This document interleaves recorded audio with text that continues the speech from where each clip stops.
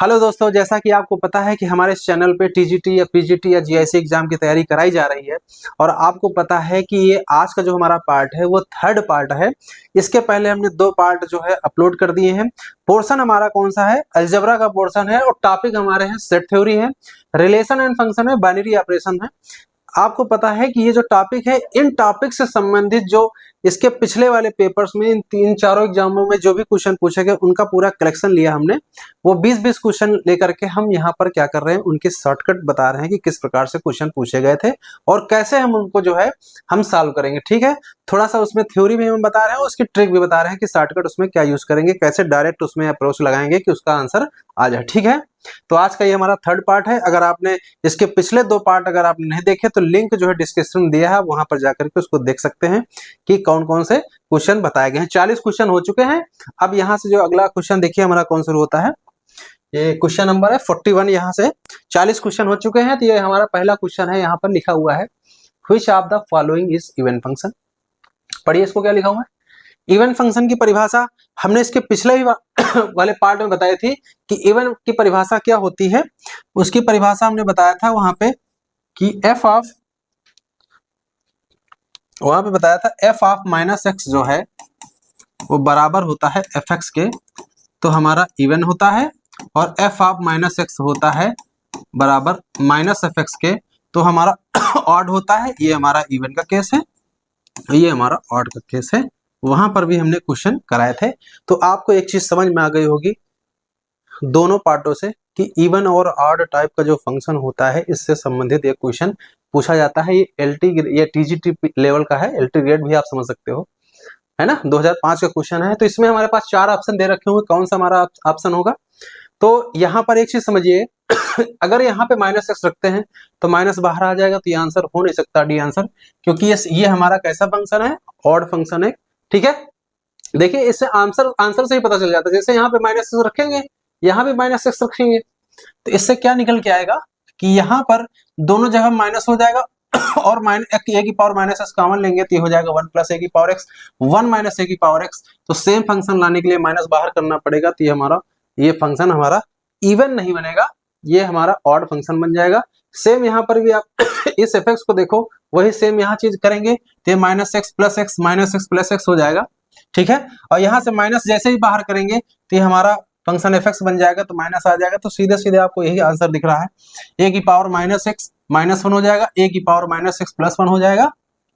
और यहाँ पर देखिए ये माइनस एक्स हो जाएगा, तो यहाँ पर इसको बैलेंस करने के लिए जैसे ही माइनस से गुणा कर देंगे अंदर, सेम फंक्शन वापस से मिल जाएगा, इसका बी आंसर करेक्ट हो जाएगा। ठीक है, इसको देखिए तो कैसे करते हैं। जैसे हमारे पास एफ एक्स बराबर अगर यही लिखा होता एक्स ए की पावर एक्स माइनस 1 अपान ए की पावर एक्स प्लस 1। ठीक है, इसमें अगर हम एक्स की जगह पे माइनस एक्स रखते हैं तो यहां से हो जाएगा माइनस एक्स, यहां से हो जाएगा ए की पावर माइनस एक्स माइनस 1 अपान में हो जाएगा ए की पावर माइनस एक्स प्लस 1। इतना समझ में आया। अब आपको पता है यहाँ से ए की पावर माइनस एक्स से ऊपर नीचे भाग कर दीजिए तो रिजल्ट हमारे पास आएगा यहाँ पे 1 हो जाएगा, और यहाँ ए की पावर माइनस एक्स से भाग करेंगे तो ऊपर ए की पावर एक्स हो जाएगा और नीचे यहाँ पर भी 1 हो जाएगा। और जैसे यहाँ ए की पावर माइनस एक्स से भाग करेंगे तो ए की पावर एक्स हो जाएगा ऊपर, जैसे ही भाग करेंगे ए की पावर माइनस एक्स से ऊपर चला जाएगा, ए की पावर एक्स हो जाएगा। सेम चीज देखिए, जो फंक्शन हमारे पास पहले था बिल्कुल वैसा ही है। अगर इस माइनस को अंदर भेज दें तो माइनस को जैसे अंदर भेजेंगे तो ए की पावर एक्स माइनस 1 हो जाएगा और ये ए की पावर एक्स प्लस 1 हो जाएगा और ये रहा बाहर एक्स। ठीक है, तो आप ध्यान से देखिए कि एफ ऑफ एक्स बराबर माइनस एक्स बराबर एफ एक्स क्या आ गया देखिए हमारा फंक्शन एफ एक्स था, तो यानी सीधे हमारे पास फंक्शन है एफ ऑफ माइनस एक्स बराबर आ गया एफ एक्स। ठीक है, तो आप ये चीज देख सकते हो कैसे हमने इसको किया है। ठीक है, ये चीज समझना इस चीज को। यहाँ पे अगर माइनस एक्स करोगे, यहाँ माइनस एक्स करोगे, है ना, तो ऊपर नीचे अगर माइनस एक्स भाग करोगे तो ये हो जाएगा 1 प्लस ए की पावर एक्स, ये हो जाएगा 1 माइनस ए की पावर एक्स। तो माइनस कॉमन लोगे तो ये चीज वही फंक्शन बनाने के लिए माइनस एफ एक्स के बराबर हो जाएगा। तो ये सब सारे हमारे ऑड थे, तो इनमें हमको कंफ्यूजन नहीं था, सीधे 20 का आंसर था। ठीक है, इस क्वेश्चन में किसी कोई कंफ्यूजन नहीं हो जाए, बड़ा सिंपल क्वेश्चन था। आगे बढ़िए 42 क्वेश्चन देखिए, यहाँ पे क्या लिखा हुआ, पढ़िए देखिए क्या लिखा हुआ लिखा हुआ है आर जो है रियल लाइन है, आर क्या है, रियल लाइन है। रियल लाइन का मतलब समझो, नंबर लाइन आपने पढ़ा है, नंबर लाइन में आपकी रियल लाइन जो होती है उसमें माइनस इन्फिनिटी से प्लस इन्फिनिटी तक चलता है, तो वही यहाँ पर बोला गया है। लिखा है consider following subset S and T of the plane R cross R. ये जानते हो क्या है, एस और टी जो है, एस और टी सबसेट किसके हैं, आर क्रॉस आर के। टी भी किसका सबसेट है, आर क्रॉस आर का। ये दोनों बातें इसमें दे रखी हुई हैं, ठीक है, दोनों बातें यहां दे रखी हुई हैं। यानी कि यहां पर लिखा है टी भी आर क्रॉस आर का सबसेट है और एस भी आर क्रॉस आर का सबसेट है। इसका मतलब आप अगर देखा जाए तो यहां से कह सकते हैं S and T are the relation on set R. बात समझ में आ गई ना, कि एस और टी जो है दोनों किस में रिलेशन है, आर में, तभी ये प्रॉपर्टी होती है। क्योंकि अगर आर, आप ये ध्यान रखिएगा, अगर आर जो है अगर ए में रिलेशन है तो आर किसका सबसेट होगा, ए क्रॉस ए का होगा। तो बिल्कुल वही चीज यहाँ पर है, एस आर क्रॉस आर का सबसेट है तो एस किस में रिलेशन होगा, आर में होगा, और टी भी रिलेशन हमारा आर में होगा। ये चीज ध्यान में रखनी है, तो वही चीज यहाँ पे लिखी है, एस और टी जो है वो क्या है, रिलेशन है आर में। ठीक है, यहां तक ये बात समझ में आ गई है। इसका मतलब ये है, और रिलेशन देखिए परिभाषित भी दे रखा हुआ है, यहाँ लिखा x comma Y such that x बराबर y बराबर x प्लस 1 लिखा है और x की वैल्यू 0 और 2 के बीच में है। यहाँ क्या लिखा, t बराबर लिखा है, x कामा y लिखा हुआ है और यहाँ लिखा हुआ है x minus Y is an integer, यानी इनका डिफरेंस एक पूर्णांक होगा। तो एक बात ध्यान रखिएगा, दो चीजों का अंतर पूर्णांक है, तो एक चीज आप ये ध्यान रखना कि ये जो अंतर है ये रिफ्लेक्सिव, सिमेट्रिक और ट्रांजिटिव तीनों होता है। ये इंटर लेवल का क्वेश्चन है, अगर आप इंटर लेवल की अगर आपकी तैयारी है तो ये सीधे क्वेश्चन देख के ही पता चल रहा है, ये हमारा जो है ये हमारा आपका इक्विवेलेंस रिलेशन देगा, रिफ्लेक्सिव भी देगा, सिमेट्रिक भी देगा और ट्रांजिटिव भी देगा। तो यहाँ पर आप मिलाइए आप देखिए यहाँ पर लिखा है एस और टी के बारे में इक्विवेलेंस रिलेशन लिखा है। देखिए इसमें या तो कह रहे हैं कि दोनों, देखिए यहाँ लिखे हैं ना तो एस ना ही आर तुल्यता संबंध है, ठीक है, और यहाँ क्या ले रहे हैं, यहाँ लिखा है दोनों एस और टी तुल्यता संबंध है। यहाँ पे कह रहे हैं एस जो है इक्विवेलेंस रिलेशन है लेकिन टी नहीं है, और यहाँ कह रहे हैं टी है लेकिन एस नहीं है। तो यहाँ पर चार संभावनाएं हैं यहाँ पर। इसका मतलब हमारे पास एस जो है एस है और दूसरा टी है, ठीक है, या तो दोनों या तो आपके इक्विवेलेंस रिलेशन ये दोनों होंगे, ठीक है, या तो दोनों नहीं होंगे, या फिर एस होगा टी नहीं होगा, और या एक ऑप्शन है एस नहीं होगा और टी हो जाएगा, ठीक है। तो चार संभावना है, या तो दोनों नहीं होंगे या तो दोनों होंगे या तो दोनों नहीं होंगे, या एस होगा टी नहीं होगा, या एस नहीं होगा टी होगा, ठीक है। तो चार संभावनाएं, चार ऑप्शन दिए। एक बात तो यहाँ से क्लियर हो गई है कि t बराबर एक्स कामा वाई जो लिखा हुआ है, x minus Y is an integer, यानी इन दोनों का जो अंतर एक पूर्णांक है, ठीक है। तो ये चीज आप ध्यान रखें, ये रिफ्लेक्सिव है, रिफ्लेक्सिव, सिमेट्रिक, ट्रांजिटिव तीनों है। अभी हम दिखा देते कैसे है, लेकिन अभी आपको सिर्फ इतना समझना है कि ये आपका इक्विवेलेंस रिलेशन बनाएगा, और इक्विवेलेंस रिलेशन बनाएगा तो कहाँ कहाँ पे लिखा है इसका इक्विवेलेंस रिलेशन, जहां पर लिखा होगा कि टी इक्विवेलेंस रिलेशन नहीं है उसको हम उड़ा देंगे। तो सबसे पहले यहाँ लिखा है नाइदर एस नॉर टी जो है यहाँ पर लिखा है इक्विवेलेंस रिलेशन है, तो इसका मतलब ए वाला आंसर खत्म हो जाता है, ठीक है। और कहाँ पे लिखा है, देखिए एस इक्विवेलेंस रिलेशन लेकिन टी नहीं है, इसका मतलब सी वाला आंसर खत्म हो चुका है, ये वाला आंसर नहीं होगा। तो अब बचा हमारे पास एस और ये वाला, एक बचा है बी आंसर, दूसरा बचा है डी आंसर। इसको देखिए कैसे करते हैं, ठीक है।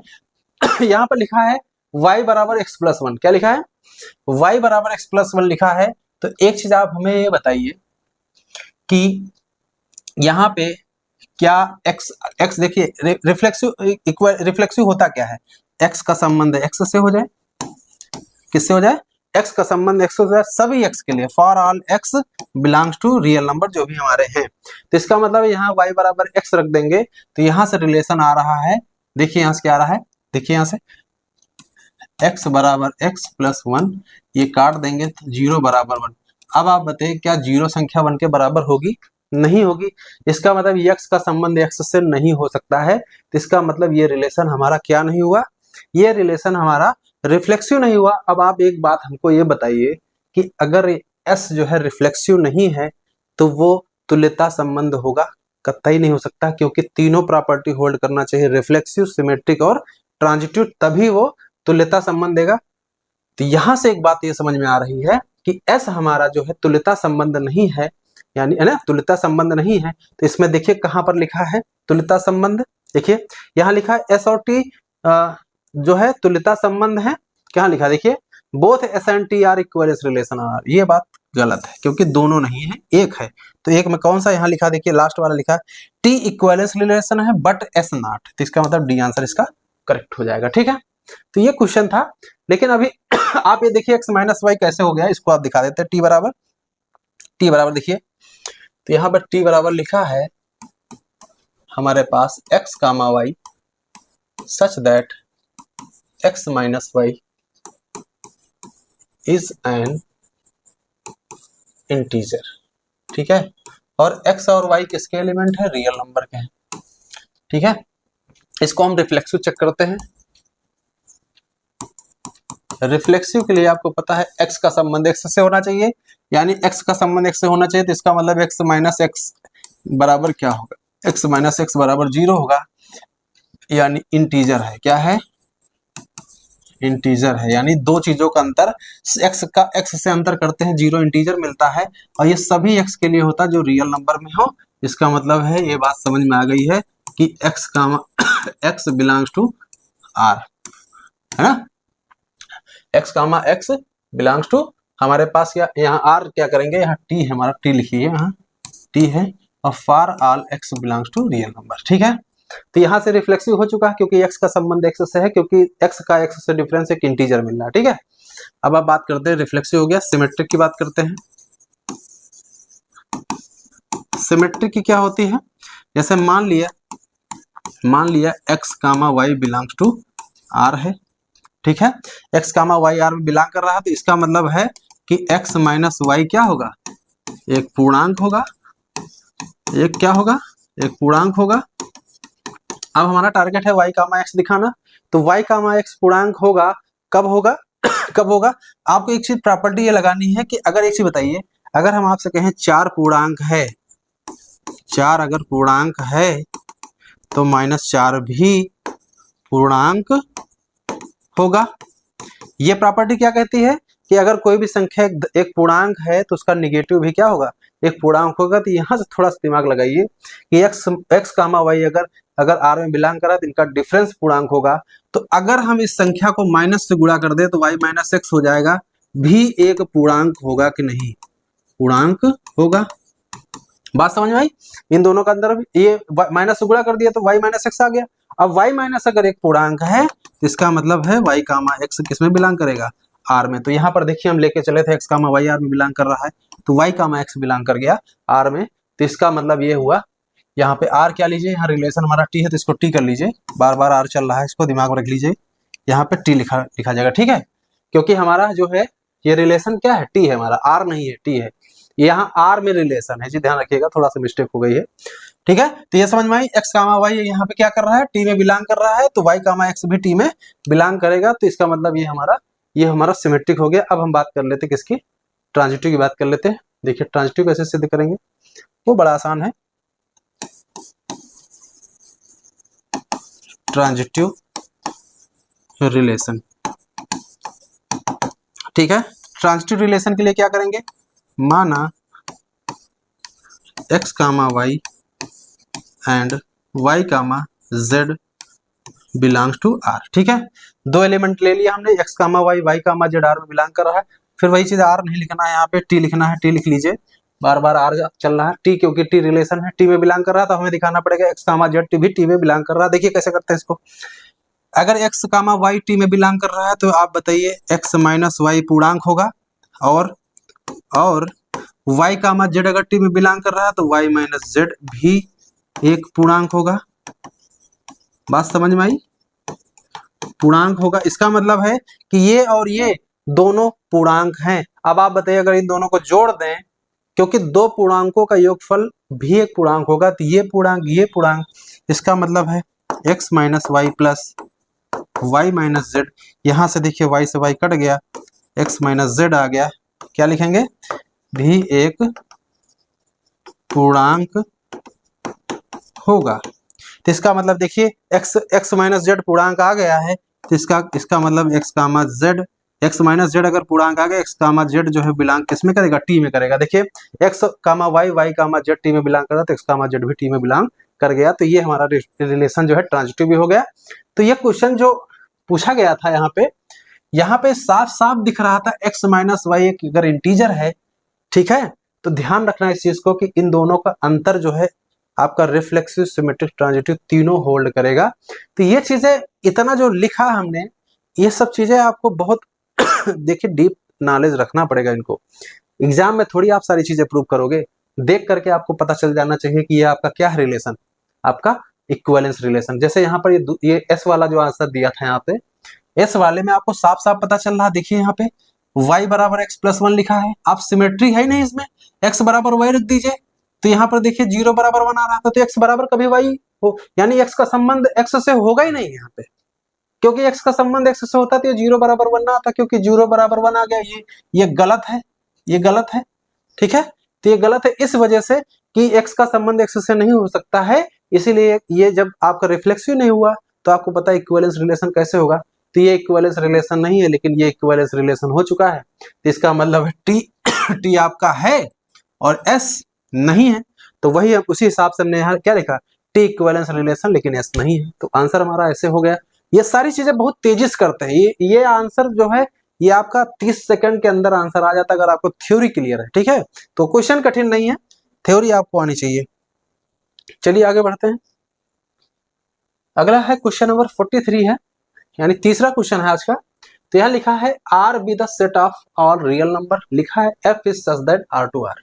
ध्यान दीजिएगा, यहाँ पर जो हमारे पास फंक्शन दिया है वो आर से आर में है, ठीक है, यानी आर इसका ये डोमेन है, ये क्या है, डोमेन है, और ये क्या है, कोडोमेन है, ठीक है, ये इसका डोमेन है आर, यानी रियल नंबर, ये क्या है, एक प्रकार का कह सकते हो रियल नंबर है। बात समझ में आई यहाँ तक, तो आसान है। इसका मतलब आपका जो फंक्शन है वो रियल से रियल में है, यानी आर आपका डोमेन है और कोडोमेन भी रियल नंबर है। तो एक चीज आप बताइए, एक्सपोनेंशियल फंक्शन का जो डोमेन होता है वो रियल नंबर होता है, और रेंज इसका होता है 0 से इन्फिनिटी। याद रखना, एक्स स्क्वायर का जो डोमेन होता है वो रियल नंबर होता है, और रेंज इसका 0 से इन्फिनिटी, 0 पे क्लोज रहेगा। साइन एक्स का जो डोमेन है भैया, याद रखो इसका डोमेन रियल नंबर से -1 से 1 क्लोज इंटरवल होता है इसका रेंज, क्लियर है। लेकिन log x का जो डोमेन होता है वो याद रखिए बड़ा इंपॉर्टेंट है, इसका जो डोमेन होता है वो 0 से इन्फिनिटी होता है। क्या होगा, 0 से इन्फिनिटी, यानी x ग्रेटर देन 0 होता है, 0 से इन्फिनिटी से रियल नंबर होता है। तो आप एक बताइए, इन चारों ऑप्शन में सबका डोमेन r है सिर्फ log x को छोड़ करके, तो इसका मतलब यहाँ पे लिखा है r with the set of real number then f r tending to r is not a mapping if it is defined by fx बराबर log x। तो हमारा आंसर सीधे इसका ए हो जाएगा, क्योंकि अगर आपने डोमेन अगर r ले लिया है, देखिए यहाँ पे इन्होंने फंक्शन कहा r से r, तो कह रहे हैं कि r से r के लिए इन चारों में से कौन सा फंक्शन नहीं डिफाइन होगा, तो सिर्फ हमारा fx बराबर log x नहीं डिफाइन होगा, क्योंकि log x का डोमेन हमारा 0 से इन्फिनिटी है, यानी log x का डोमेन है 0 से इन्फिनिटी। और यहाँ पे क्या कह रहे हैं, रियल नंबर जो कि r के बराबर नहीं है, इसका डोमेन यहाँ पे देखिए r कह रहे हैं और यहाँ इसका डोमेन 0 से इन्फिनिटी आ रहा है, तो बराबर नहीं है, इसलिए हमारा log x परिभाषित नहीं होगा इस डोमेन के लिए। तो पीजीटी परीक्षा 2013 का था ये क्वेश्चन, सिर्फ और डोमेन और रेंज पर आधारित था। इसका मतलब है आपको डोमेन और रेंज की प्रॉपर्टी को अच्छे से आपको पढ़ना पड़ेगा, ठीक है। चलिए अगला क्वेश्चन देखते हैं। क्वेश्चन लिखा हुआ है, देखिए R with the relation on set A, और आइए क्या है, आइडेंटिटी रिलेशन ऑन सेट है, R is antisymmetric relation if and only if. इन चारों में आंसर कौन सा होगा, तो इसमें सिर्फ और सिर्फ एक ही आंसर होगा, सी इसका करेक्ट होगा। ये प्रॉपर्टी होती है, इसको आपको याद रखना है, ठीक है। देखिए आपको हम समझाना चाहे तो इसको हम ऐसा समझा सकते हैं कि जैसे सपोज करिए आर बराबर हमारे पास लिखा है, एक रिलेशन ले लेते हैं एक सेट ले लेते हैं हमारे पास 1 2 3 1 2 3, ठीक है। अब यहाँ आर एक रिलेशन हम बनाते हैं 1 कामा 1 2 कामा 2, ठीक है, और 2 कामा 3, ये हमने रिलेशन आर बना लिया है, ठीक है। ये एंटी सिमेट्रिक रिलेशन है। एंटी सिमेट्रिक रिलेशन किसे कहते हैं कि ए का संबंध बी से, बी का संबंध ए से तभी होना चाहिए जब ए बराबर बी हो। इसका मतलब जैसे 2 कामा 3 बिलोंग करा, अगर इसमें 3 कामा 2 बिलोंग करा देगी तो ये एंटी सिमेट्रिक नहीं होगा। अभी एंटी सिमेट्रिक ये बन जाएगा, ठीक है। तो एक पर्टिकुलर एग्जाम्पल ले लिया। अब हम इसका इनवर्स देख लेते हैं। इनवर्स देखेंगे तो इसका हो जाएगा 1 कामा 1 2 कामा 2, है ना। इनवर्स करेंगे तो ये हो जाएगा 3 कामा 2 हो जाएगा। इनवर्स कैसे निकाला जाता है, सारे एलिमेंट को उल्टा कर देंगे। अब आपको पता है आर इंटरसेक्शन आर इनवर्स करेंगे तो एलिमेंट सिर्फ हमें मिलेंगे 1 कामा 1 2 कामा 2, क्लियर है। और हमें पता है आइए जो सेट होगा आइडेंटिटी रिलेशन में आपको 1 1 2 2 और 3 3 होना चाहिए। तो आपको पता है कि आर और आर इनवर्स का जो इंटरसेक्शन होगा वो 1 1 2 2 3 3 इस टाइप के एलिमेंट होंगे। तो जाहिर सी बात ये किसका सबसेट होगा, आईए का, क्योंकि आईए में 1 1 2 2 3 3 है। तो आर इंटरसेक्शन आर इनवर्स हमेशा किसका सबसेट होगा, वो सबसेट होगा आईए का। ये प्रॉपर्टी आपको परमानेंट याद रखनी है। प्रॉपर्टी बेस्ड क्वेश्चन था, यूपीपीएससी एलटी ग्रेड 2018 का क्वेश्चन था, सिर्फ प्रॉपर्टी पर पूछा गया था, सिर्फ और सिर्फ प्रॉपर्टी पर पूछा गया था, इसको याद रखना, ठीक है। चलिए अगला क्वेश्चन देखिए, 45 क्वेश्चन देखिए। क्या लिखा है, x बराबर 4 की power n minus 3 n minus 1 n belongs to natural number, y बराबर लिखा है, x लिखा है, y लिखा है। तो यहाँ पर देखा गया है x बराबर y है, क्या x सबसेट है y का या y सबसेट है x का, ठीक है। नन ऑफ दिस, 4 ऑप्शन दिए हैं। पीजीटी परीक्षा 2005 का क्वेश्चन है। तो देखिए इसकी ट्रिक क्या होती है। ट्रिक ये होती है, हम यहाँ पर x और y की दोनों वैल्यू निकालेंगे, दोनों वैल्यू निकालेंगे। सबसे पहले इसमें हम 1 रखें, तो जैसे इसमें 1 रखते हैं तो 4 ये माइनस 4 ये 0 आ जाएगा, क्लियर है। यहाँ पे 1 रखिए तो 1 माइनस 1 गया, 0 को 9 से गुणा करेंगे तो 0 आ जाएगा। तो इसका मतलब 1 रखने पे दोनों पे वैल्यू सेम आ रही है, 0 0। अब 2 रखिए तो यहाँ से ये 16 हो जाएगा, ठीक है, और ये 6 माइनस 7 हो जाएगा, तो ये वैल्यू 9 आ रही है। और यहाँ पे 2 रखिए तो 2 में 1 गया 1, 9 1 कम 9, इसका 9 आंसर आ गया। अभी भी सेम चल रहा है। अब हम 3 रखते हैं तो यहाँ 3 रखेंगे तो 4 चौक 16, है ना, 16, और फिर 4 से गुणा कर देंगे 64 आ जाएगा। और यहाँ 4 तिया 12 और माइनस 1 13 हो जाएगा। 13 इसमें घटा दीजिए तो यहाँ से हो जाएगा 51 हो जाएगा। तो इसमें आ रहा है 51, और यहाँ आप रखिए इसमें 3 रखिए तो ये 18 आ रहा है, क्लियर है। तो एक बात तो समझ में आ गई कि y में वैल्यू 0 मिल रही है, 9 मिल रही है, 18 मिल रहा है। अब 9 का गुणा चल रहा है कि 9 51 9 दूनी 18, है ना, 9 तरीके 27, है ना, 9 का पहाड़ा पढ़ते चले जाइए, ये आपकी टेबल मिलती चले जाएगी ना। 9 तो 9 51 18 27 9 चौक 36 है, ठीक है। 9 पचे 45 और 9 छाक 54, यहाँ पे कितना आया था, ठीक है, 3 तरक का 9 1 10, यहाँ थोड़ा मिस्टेक हुई। यहाँ से देखिए, यहाँ पे अगर हम यहाँ पे 3 रखते हैं तो यहाँ पर वैल्यू क्या आएगी, यहाँ पे 3 रखें 3 तरक का 9 1 10 आएगा ना, तो 10 इसमें घटा दिए ये आ जाएगा 54 आएगा, यहाँ पे 54 वैल्यू आएगी, ठीक है।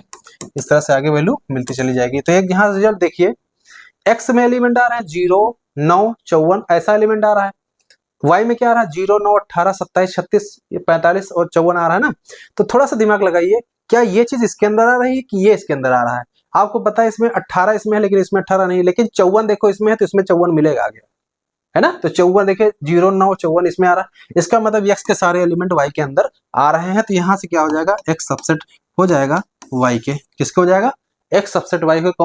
आंसर सही है इसमें, बी इसका करेक्ट आंसर हो जाएगा। तो ये इसका तरीका यह था कि इसमें वैल्यू एंड रख लीजिए, दो वैल्यू तक समझ नहीं आ रहा था लेकिन 3 वैल्यू तक समझ में आ गया, क्लियर है। यहाँ से थोड़ी सी मिस्टेक थी, इसको सही कर लीजिएगा कि 54 आएगा, ठीक है। यहाँ से चलिए इसका आंसर क्लियर हो गया, आगे बढ़ते हैं। अगला क्वेश्चन देखिए, लिखा है यहाँ पे आर जो है डिफाइन है सेट ऑफ नेचुरल नंबर में, ठीक है, नेचुरल नंबर में डिफाइन है।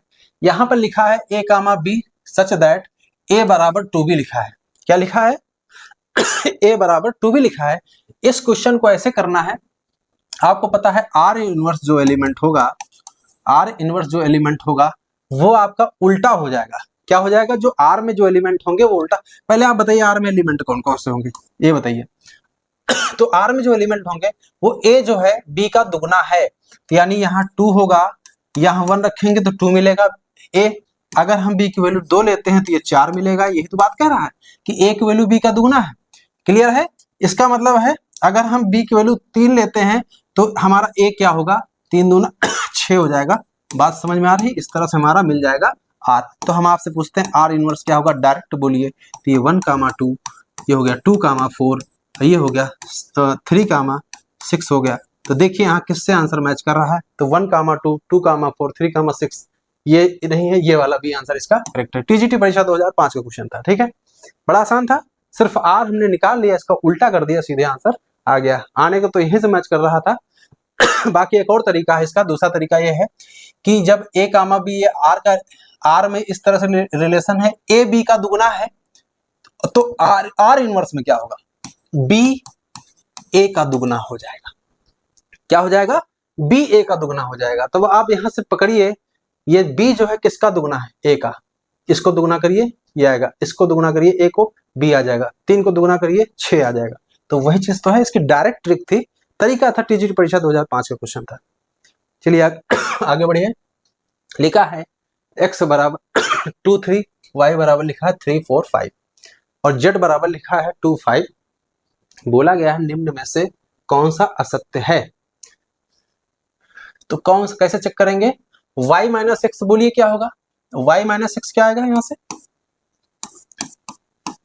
y माइनस एक्स क्या होता है? y का वह एलिमेंट जो x में ना हो। तो y का एलिमेंट कौन सा x में जो नहीं है? देखिए 3 इसमें है, नहीं ले सकते। 4 इसमें ले सकते हैं, क्योंकि देखिए हमें y में यहां से x माइनस वाई था, इसको सही कर लीजिए। यहाँ x माइनस वाई लिखा है, यानी x के वह एलिमेंट जो y में ना हो। तो x का कौन कौन सा एलिमेंट जो y में नहीं है? 2 ले सकते हैं क्या? ले सकते हैं, क्योंकि इसमें नहीं है। 3 नहीं ले सकते, तो यहाँ 2 एलिमेंट आ जाएगा। तो ये डज नॉट इक्वल टू 5 है, इसका मतलब ये सत्य है। इसका मतलब सत्य आंसर नहीं हो सकता है। इसी तरह z माइनस एक्स निकालिए। z माइनस एक्स क्या आएगा?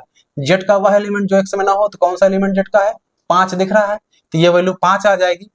5 आ जाएगी, तो ये भी 5 नहीं है, तो इसका मतलब ये भी आंसर नहीं हो सकता है। y माइनस जेड की वैल्यू बोलिए क्या होगी? तो y का वह एलिमेंट जो z में ना हो कहाँ गया? ये y का एलिमेंट जो z में नहीं, कौन सा ऐसा एलिमेंट है?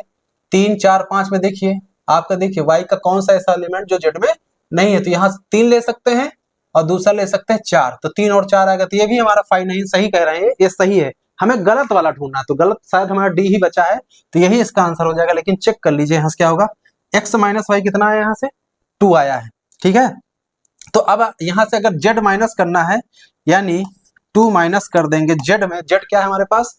2 और 5। तो यानी हमें आपसे कहा जाए कि इसका कौन सा एलिमेंट जो इसमें नहीं है? ऐसा कोई एलिमेंट नहीं। इसका मतलब ये क्या है हमारा? 5 है, तो इसका मतलब नॉट इक्वल टू 5, इसका डी आंसर करेक्ट हो जाएगा। ठीक है, देखिए कितनी बार पूछा गया। टीजीटी परीक्षा 2009 में आया, 2010 में आया, 2009 में, 13। ठीक है, तो 3-4 बार पूछा गया है क्वेश्चन। चलिए आगे देखते हैं।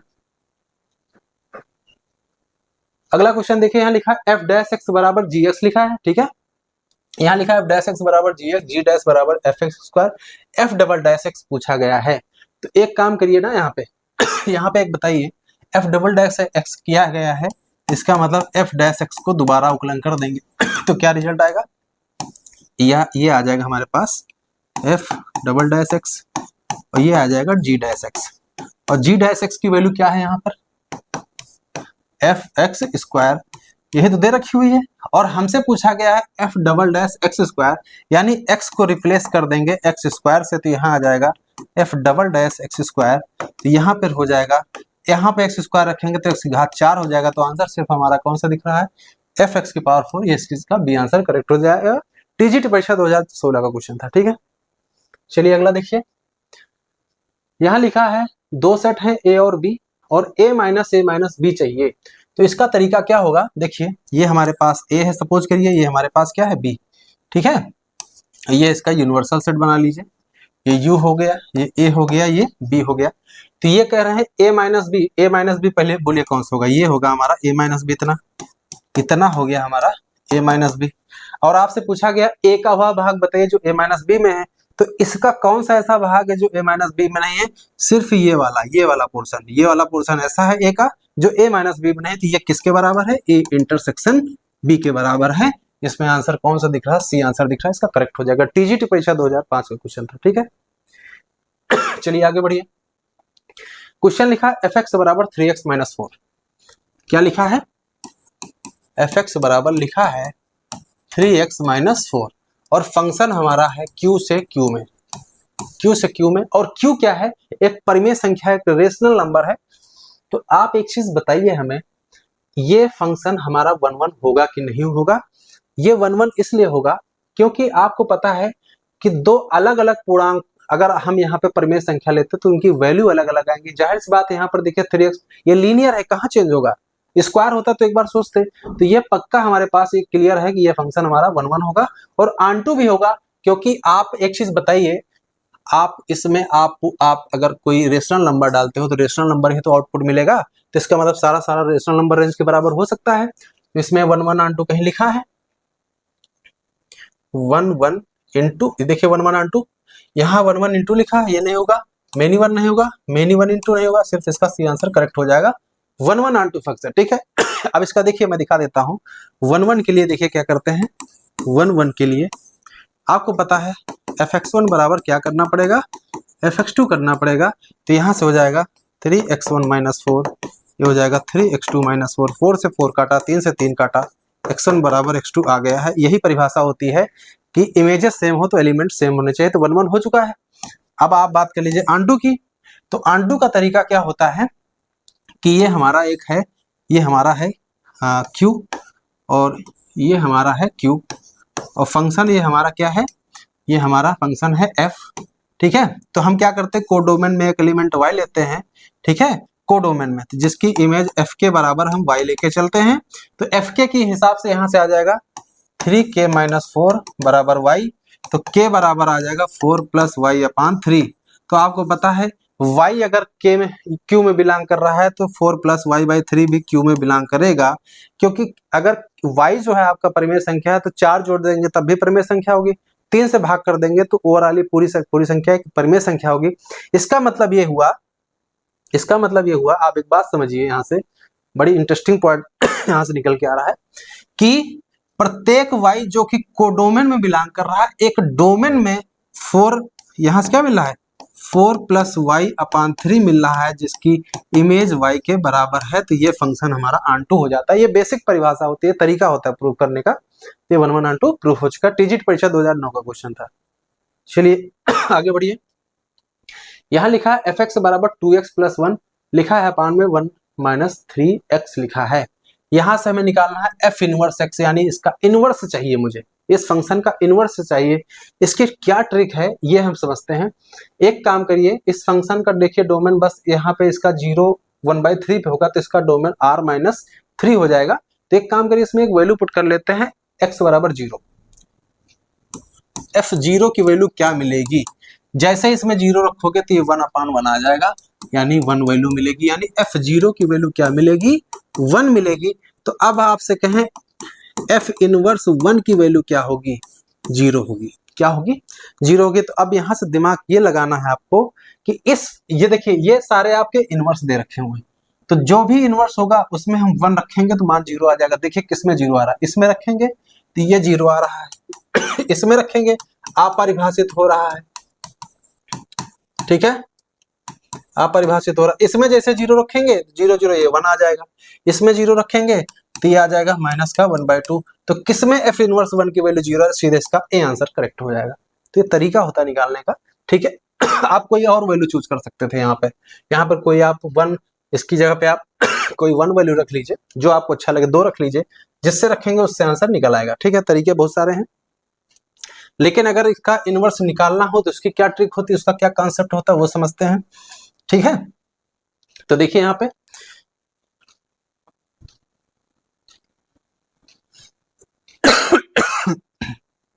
यहाँ पे लिखा हुआ है, देखिए एफ एक्स बराबर क्या है?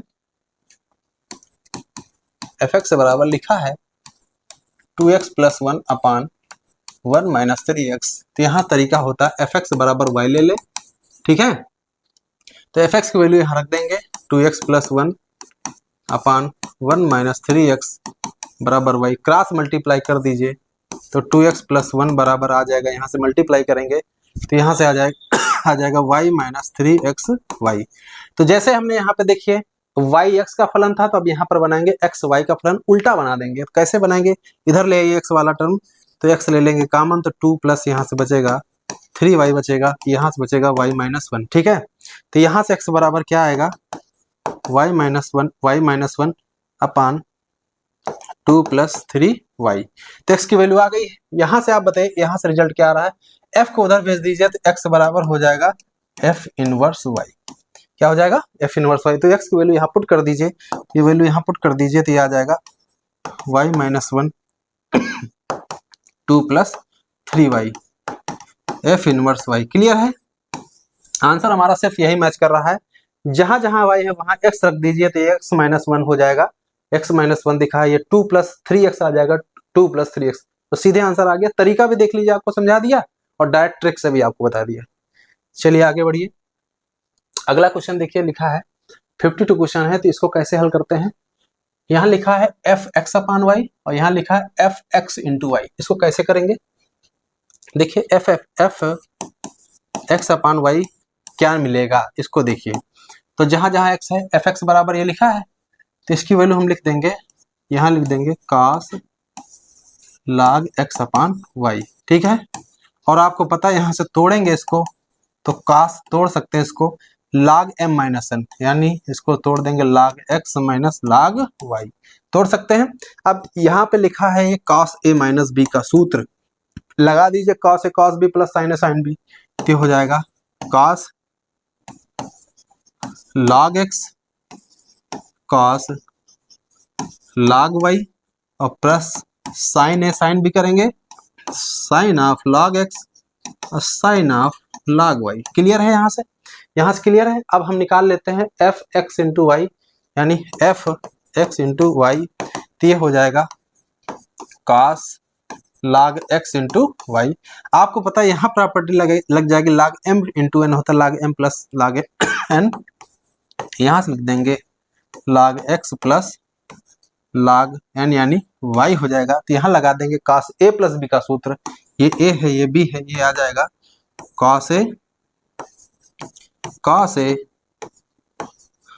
b और माइनस का sin a sin b। ठीक है, अब आप बताइए दोनों को अगर जोड़ दिया जाए F x upon y plus x Y, तो इसकी वैल्यू क्या आ जाएगी, इसकी वैल्यू दोनों ये सीधे कट, ये नहीं कटेंगे, ये दोनों कट जाएंगे, ये दोनों जुड़ जाएंगे, तो यहाँ से आ जाएगा 2 cos log x और यहाँ से आ जाएगा cos log y। तो ये देखिए एफ एक्स बराबर cos log x लिखा है, तो यहाँ पर आप लिख सकते हो, यहाँ पर लिख सकते हो 2 एफ एक्स और ये देखिए cos y की जगह लिख सकते हो एफ वाई। सीधे इसका आंसर डी आंसर करेक्ट हो जाएगा। ठीक है, ये हमने बताने में आपको समय लिया है, नहीं बाकी तो देख के ही पता चल रहा था। इसको सीधे आप तोड़ते, ठीक है, इसी सूत्र में, तो दोनों माइनस वाले कट जाते, तो 2 cos log x cos y बच जाता, सीधे इसका आंसर सीधे दिख रहा था, डी इसका आंसर होगा। ठीक है, चलिए अगला देखते हैं। अगला लिखा है a की पावर b की पावर एक रिलेशन है ना, यानी यहाँ लिखा है a रिलेटेड टू b है। किस प्रकार से है, a की पावर b बराबर b की पावर a है, ये दे रखा हुआ है। ठीक है, तो हमें रिफ्लेक्सिव देखना होगा, तो रिफ्लेक्सिव के लिए a बराबर b रख दीजिए, तो यहाँ देखिए a रख दीजिए, ये a की पावर है, तो आप बताइए चीज सत्य होगी कि नहीं होगी, 100% सत्य होगी। ठीक है, क्योंकि a की पावर a बराबर a की पावर है, तो रिफ्लेक्सिव तो होगा ही होगा। तो यहाँ जहां a रिफ्लेक्सिव लिखा है, ये नॉट रिफ्लेक्सिव लिखा है, इसको हटा दीजिए।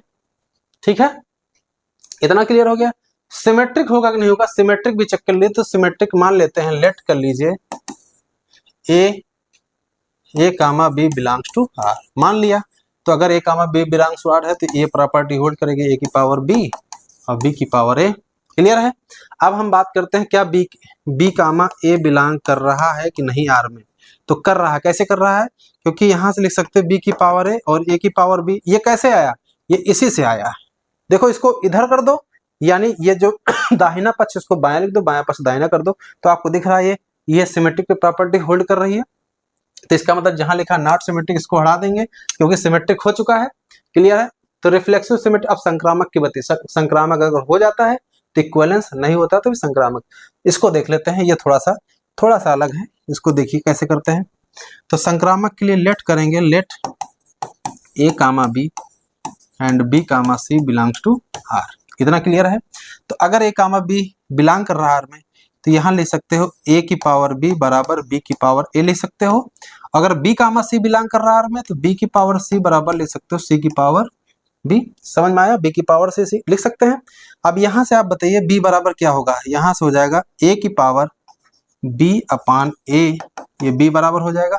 यहाँ से बी बराबर क्या होगा, सी की पावर बी अपान सी हो जाएगा, यहाँ से अपान में चला जाएगा। ठीक है, दोनों बराबर हैं तो दोनों को बराबर कर दीजिए, यहाँ से रिजल्ट आ जाएगा दोनों से, इन दोनों से ये आ जाएगा ए की पावर बी अपान ए बराबर, यहाँ से हो जाएगा सी की पावर बी अपान सी। ठीक है, तो यहाँ से ध्यान दो, यहाँ से ध्यान दो, यहाँ से देखा जाए तो दोनों पे ये लिखा है ए की पावर 1 अपान ए का होल पावर बी, और ये लिखा है 1 अपान सी, ये सी की पावर, ठीक है, सी की पावर 1 अपान सी की पावर होल पावर बी। तो बी भी हटा दीजिए क्योंकि पावर बराबर है तो आधार भी बराबर होंगे, उस कॉन्सेप्ट से इसको हम आगे लगाते हैं। इसको देखिए, यहाँ पे देखिए इसके आगे क्या करते हैं, यहाँ से हटा दीजिए बी, तो ये बचेगा ए की पावर 1 अपान ए, और यहाँ से बचेगा सी की पावर 1 अपान सी। ठीक है, तो अब आप क्या करिए, सी को उधर भेज दीजिए, ए को उधर भेज दीजिए, तो ये हो जाएगा ए की पावर सी, और यहाँ से बच जाएगा सी की पावर ए। तो यहाँ से देखिए रिजल्ट निकल के आ गया ए रिलेटेड टू सी, यानी ए कामा सी बिलोंग्स टू आर। तो लेके चले थे ए comma B, B comma C R में बिलोंग कर रहा, तो ए कामा सी भी कर गया। इसका मतलब है ये रिफ्लेक्सिव सिमेट्रिक ट्रांजिटिव तीनों हो गया, तो डी इसका हो जाएगा इक्विवेलेंस रिलेशन। ठीक है, पीजीटी परीक्षा 2005 में भी आया है और 2009 में भी आया, 2 बार रिपीट किया गया क्वेश्चन। ठीक है, चलिए अगला बढ़िए। अगला देखिए क्या लिखा है, यह लिखा है N A dash intersection B dash पूछा गया है। तो आपको पता है, यहां से देखिए ए डैश इंटरसेक्शन बी डैश बराबर होता है ए यूनियन बी का होल डैश। ठीक है, क्लियर है? इसका मतलब हमें ये चीज निकालना है, N A dash intersection B dash निकालना है, तो इसका मतलब है इसकी जगह पर हम लिख सकते हैं एन ए यूनियन बी का होल डैश, और ये चीज बराबर होती है N U minus N A union B के। तो एन यू की वैल्यू कितनी है, 700 है, और एन ए यूनियन बी का सूत्र होता है N A plus N B minus का एन ए इंटरसेक्शन बी। ये हो गया 700। ये वैल्यू निकालनी है, तो ये वैल्यू डायरेक्ट निकालनी है, एन ए एन बी कितना आएगा, इन दोनों को जोड़ दीजिए, 300 200 500 हो गया, ए इंटरसेक्शन बी माइनस कर देंगे तो 400 बचेगा, तो 400 घटा दीजिए तो इसका 300 आंसर हो जाएगा, सी इसका करेक्ट आंसर हो जाएगा। ठीक है, टीजीटी परीक्षा 2005 का क्वेश्चन था।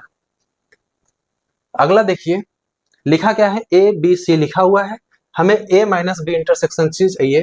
तो यहां से आप बताइए ए बराबर लिखा क्या है, एक्स की वैल्यू 5 या 5 से छोटी नेचुरल नंबर होनी चाहिए। इसका मतलब ए बराबर है 1 2 3 4 और 5।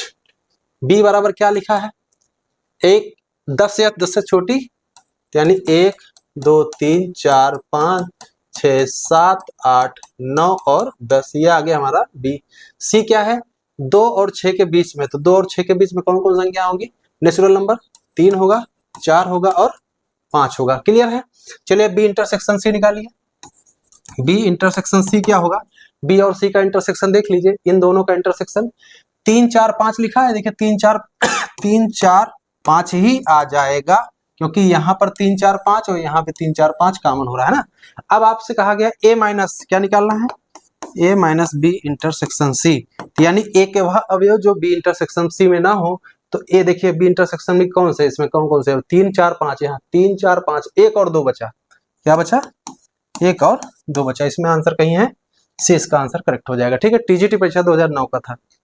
चलिए आगे बढ़िए, इस क्वेश्चन को कैसे करेंगे, ये टीजीटी परीक्षा 2016 का क्वेश्चन है, इसको देखिए कैसे करते हैं। यहाँ लिखा है, देखिए F1, 2 लिखा है ना, और 3, 5 लिखा है, 4, 1 लिखा है। इसका क्या मतलब है, इसका मतलब है F1 की वैल्यू 2 है। यहां से क्या समझ में आ रहा है, F1 की वैल्यू 2 है, F3 की वैल्यू 5 है और F4 की वैल्यू 1 है।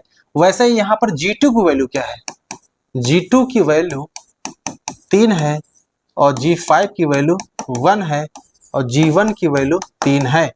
देखिए यहाँ पे क्लियर हो गया। हमें गॉफ निकालना है। क्या निकालना है, गॉफ निकालना है। तो गॉफ में आपको पता है इसमें पहले फंक्शन f की वैल्यू रखी जाएगी, तो f में शुरुआत 1 से करते हैं। तो आप बताइए, हम आपसे कहें g ऑफ f1 की वैल्यू कैसे निकालेंगे। तो पहले f1 की वैल्यू कितनी है, 2, तो यहाँ रख देंगे G2, क्योंकि f1 की वैल्यू 2 आ गई। अब G2 की वैल्यू कितनी है, G2 की वैल्यू 3 है। यहाँ कितनी वैल्यू आ गई, 3। इसका मतलब है गाफ वाले फंक्शन में 1 रखने पे 3 मिल रहा है, तो इसका मतलब गाफ में 1,3 होना चाहिए। तो इन चारों ऑप्शन में सिर्फ एक ही आंसर दिख रहा है 1,3, यही इसका आंसर करेक्ट हो जाएगा। देखिए यहाँ पर भी तो है 1,3। अब इसमें डाउट है, इसमें देखिए, इसमें डाउट, क्योंकि 1,3 यहाँ दिख रहा है और 1,3, तो एक और चेक कर लो। अब यार 3 रख लो, तो गाफ 3 रख लो, तो जी अब आप F3 की वैल्यू कितनी है, 5, और यहाँ क्या रख देंगे, 5। G5 की वैल्यू कितनी है, G5 की वैल्यू 1 है। इसका मतलब है 3,1 देखिए, ये देखिए 3,1 यहाँ से देख क्रॉस हो गया, इसमें 3,1 नहीं था तो ये हट गया। सीधे इसका आंसर हमारा सी हो, इसका करेक्ट हो गया। टीजीटी परीक्षा 2016 का क्वेश्चन था। चलिए आगे बढ़िए। यहाँ लिखा है अगला क्वेश्चन है 57। यहाँ लिखा है gx की वैल्यू क्या है, x² + x - 2 है। गाफ की वैल्यू क्या है, यहाँ 1/2 मल्टीप्लाई ये है, तो यहाँ गाफ की वैल्यू बोलिए क्या होगी, गाफ ऑफ x जो हो जाएगा 200, इसको गुणा कर देती हो गया 4x², ये हो जाएगा 10x + 4। इतना क्लियर हो गया, इतना क्लियर हो गया। यहां से पूछा गया हमें fx की वैल्यू क्या होगी। क्या पूछा गया है, fx की वैल्यू क्या होगी। तो हम देखिए एक ट्रिक आपको बता रहे हैं, fx की वैल्यू निकालना है तो एक काम करो, आप ये हमको एक चीज बताओ ना, इसमें थोड़ा सा आप बुद्धि लगाओ कि हमारे पास gx क्या है, gx क्या है, वो है x² + x - 2। अब एक बात हमको बताना कि x की जगह पर क्या रखा जाएगा, x की जगह पर रखा जाएगा fx, तभी हमें मिलेगा g ऑफ fx। क्लियर है। तो थोड़ा सा दिमाग लगाना कि fx की वैल्यू इन चारों में कौन कौन सी नहीं होगी। एक तो पहला c नहीं होगा और दूसरा d नहीं होगा। क्यों नहीं होगा, क्योंकि ये 2 घात समीकरण है, अगर इसमें हम रखेंगे तो ये 4 घात का बन जाएगा, और हमारा जो गाफ आया है वो 4 घात का नहीं है, 2 घात का है। तो इसका मतलब हमारा या तो आंसर ए होगा या तो बी सही होगा। इतना क्लियर है, इतना क्लियर है, ठीक है। आंसर ए और बी में डाउट है हमें। तो अब देखिए इसको कैसे करते हैं। इसको करने का तरीका एक है कि हम क्यों ना x की वैल्यू 0 रख लें। f0 की वैल्यू क्या मिलेगी यहां से बोलिए, एक इसमें मिलेगी -3 और इसमें मिलेगी f0 की वैल्यू 3। क्लियर है। यानी इसमें 0 रखेंगे तो क्या मिल रहा है, -3 मिल रहा है, इसमें 0 रखेंगे तो 3 मिलेगा। क्लियर है, क्लियर है इतना। अब यहां से एक काम ये करिए कि यहां पर जो फंक्शन दिया है -3, ठीक है, यहां से देखिए अगर हम यहां पर देखिए ये गाफ दिया है ना फंक्शन, तो ये जो f0 की वैल्यू आई इस वाले फंक्शन में रख दें f0 की जगह पर, तो ये वैल्यू जहां जहां x है वहां पे -3 रख दीजिए। देखिए यहां से अगर इसमें हम रख देते हैं g ऑफ f0, क्या रख देते हैं f0, जैसे आप देखिए यहां से क्या आ जाएगा, इसको आप ये देखिए यहां से हो जाएगा fx का होल स्क्वायर fx - 2, और आप पता है जहां जहां x है वहां 0 रख दिया, तो यहाँ 0 हो गया, यहाँ 0 हो गया, यहाँ 0 हो गया। तो f0 की वैल्यू कितनी है, -3, तो यहाँ रख के देखिए -3 क्या आता है, तो ये -3 ये 9 हो जाएगा, ये -3 और ये -2, ये 4 वैल्यू आ रही, क्या आ रही है, 4 वैल्यू आ रही। इसका मतलब है गाफ जो है 0 रखने पे 4 वैल्यू दे रहा है, तो यहाँ पे 0 रख के देखिए ये सीधे 0 हो जाएंगे, सीधे 4 आंसर आ रहा है। इसका मतलब ये आंसर इसका करेक्ट हो जाता है। क्लियर है। यहाँ से गाफ की वैल्यू क्या आ रही है, गाफ 0 की वैल्यू 3 आ रही है, तो 3 रखेंगे तो देखिए 3 रखेंगे तो 3 तरफ का 9 और ये हो जाएगा 3 और ये -2। क्लियर है। तो कहां पर देखिए ये वैल्यू हमारी 4 आ रही है, यहाँ से एक 10 वैल्यू आ रही है, तो नॉट इक्वल टू ये है 4, तो इसका मतलब ये आंसर नहीं होगा, ये आंसर इसका करेक्ट हो जाएगा। एक तरीका होता है हल करने का। इसमें क्वेश्चन देखिए, यहां लिखा है ABCD 4 आंसर हैं, पीजीटी 2005 का और 2009, 2 बार पूछा गया है। ठीक है, यहाँ देखिए लिखा है A intersection B intersection C, ये इसका सी इसका करेक्ट हो जाएगा। देखिए यहाँ एसोसिएटिव लॉ होल्ड कराया गया है, तीनों की जगह पर इंटरसेक्शन, यहाँ यहाँ यहाँ देखिए 2 जगह इंटरसेक्शन, यहाँ यहाँ, एक बार यहाँ ब्रैकेट है, एक बार यहाँ, तो यही इसका आंसर सही है। और यहाँ पर देखिए ये क्यों नहीं सही है, ए यूनियन लिखा है तो ए यूनियन बी होगा, इंटरसेक्शन ए यूनियन सी होगा। यहाँ पर एसोसिएटिव लॉ इसमें होल्ड नहीं करता और ना ही इसमें होल्ड करता है एसोसिएटिव लॉ।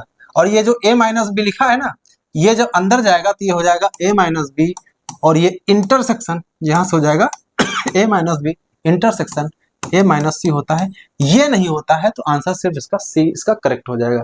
पीजीटी में पूछा गया था, थ्योरी बेस्ड था ये। ठीक है, चलिए अगला क्वेश्चन देखिए, इसमें देखिए क्या होगा, इसमें पूछा गया निम्नलिखित में कौन सा कथन असत्य है। तो एक एक देखते हैं। इसका आप वेन डायग्राम देखिए, फटाक से देखिए वेन डायग्राम देखिए, ये ए है, ये बी है, ये ए है, ये बी है, ए माइनस बी आपका ये होगा, क्या होगा, ए माइनस बी आपका ए होगा, और ए का वह भाग जो ए माइनस बी में ना हो यही होगा, ए इंटरसेक्शन बी। क्लियर है, और यहाँ क्या लिखा, ए यूनियन बी, इसका मतलब ये आंसर गलत है। क्लियर है, तो इसमें पूछा गया है how many of the above statement is false are false. इसमें से 3 ऑप्शन दिए हैं, तो तीनों में कौन कौन से गलत हैं। तो पहला तो गलत हो गया, दूसरा देखिए, दूसरा क्या है, दूसरा क्या है, ये ए है, ये बी है, ठीक है, ये ए है, ये बी है, ए बी डैश क्या होगा, बाहरी वाला एरिया होगा, ये क्या होगा, ये वाला एरिया, ये पूरा का पूरा एरिया ये हो जाएगा बी डैश। और यहाँ कह रहे हैं ए का वह भाग जो बी डैश में ना हो, तो ए का कौन सा ऐसा भाग जो बी डैश में नहीं, सिर्फ इतना वाला भाग, ये वाला भाग ए का वो भाग है जो बी डैश में नहीं, तो यानी ये चीज है ए इंटरसेक्शन बी के बराबर। किसके बराबर है, ए इंटरसेक्शन बी के बराबर, जो कि है इसका मतलब ये कथन सत्य है, गलत नहीं है। और यहाँ जो लिखा है A intersection B minus C लिखा है, तो ये प्रॉपर्टी होती है A intersection B minus A intersection अंदर डिस्ट्रीब्यूट हो जाता है, तो ये प्रॉपर्टी सत्य है, ये भी सही है। इसका एक ही आंसर गलत है, तो कौन सा हो जाएगा, कोई नहीं, 2 नहीं है, ये गलत हो जाएगा, ये गलत हो जाएगा, 3, सिर्फ एक आंसर गलत है। यहाँ पूछा गया था कितने आंसर इसमें गलत है, कितने स्टेटमेंट गलत है, तो सिर्फ 20 का आंसर हो जाएगा। ठीक है, चलिए अगला बढ़िए, लास्ट क्वेश्चन है लिखा ए और बी, यानी ए और बी दो सेट हैं, कॉमन एलिमेंट यहाँ पे 5 है। ठीक है, तो कह रहे हैं ए क्रॉस बी और बी क्रॉस ए में कॉमन एलिमेंट क्या होंगे।